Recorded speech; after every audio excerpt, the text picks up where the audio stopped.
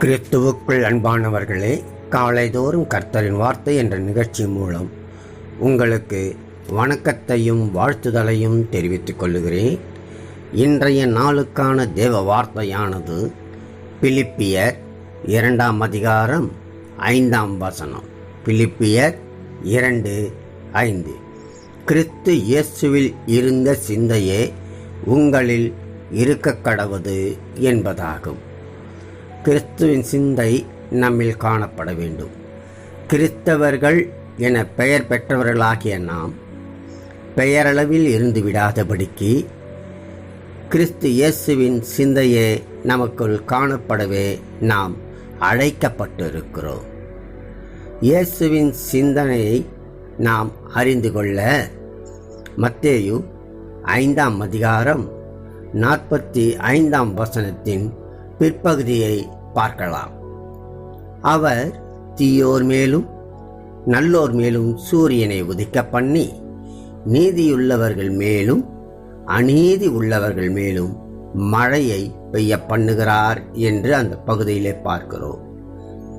தேவன் எப்பொழுதும் நன்மை செய்கிறவராகவே சுற்றித் திரிந்தவர் என்பதை வேதம் தெளிவுபடுத்துகிறது. அவ்விதமாக நன்மை செய்கிறவராக சுற்றி திரிந்தபடினால்தான் அவர் நன்மை செய்வதில் பாரபட்சம் பார்க்க மாட்டார். உதவி என்பது எல்லோருக்கும் செய்கிற சிந்தனை உடையவராக தேவன் இருந்தார் என்று பார்க்கிறோம். கிறிஸ்து இருந்தார் என்று பார்க்கிறோம்.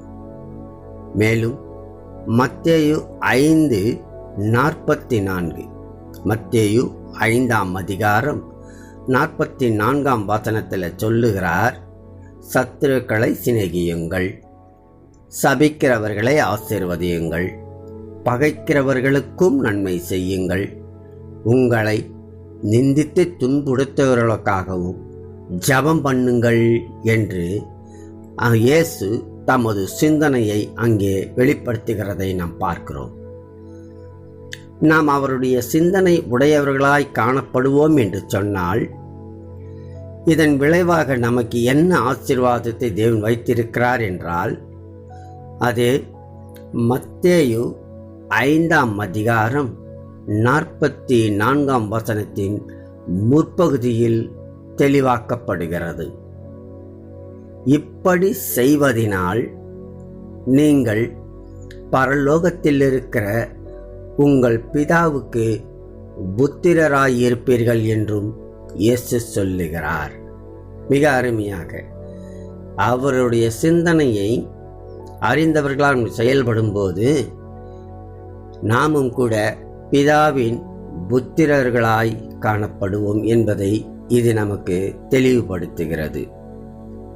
ஏனென்றால் 1 பேதுரு 2:24 பார்க்கிறோம், அவர்தாமே தமது சரீரத்திலே நம்முடைய பாவங்களை சிலுவையின் மேல் சுமந்தார் என்று பார்க்கிறோம். எனவே நாம் அவருக்குரியவர்களாக திருப்பப்பட்டிருக்கிறோம். அதனால தான் கிறிஸ்தவர்கள் என்று நாம் பெயர் பெற்றிருக்கிறோம். அதையே நாம் புரிந்து கொள்ள வேண்டும். எனவே ஆண்டவரை அப்பா என்று அழைக்கின்ற நாமும் அவருடைய சிந்தனையை உணர்ந்தவர்களாய் மாத்திரம் அல்ல, உடையவர்களாகவும் நாம் வாழ அழைக்கப்பட்டிருக்கிறோம். அது நிமித்தம் நிறைவான ஆசீர்வாதங்களை பெறுவோம் என்று நாம் ஆண்டவருக்குள்ளாக விசுவாசம் கொள்வோம். ஆமென், ஆமென்.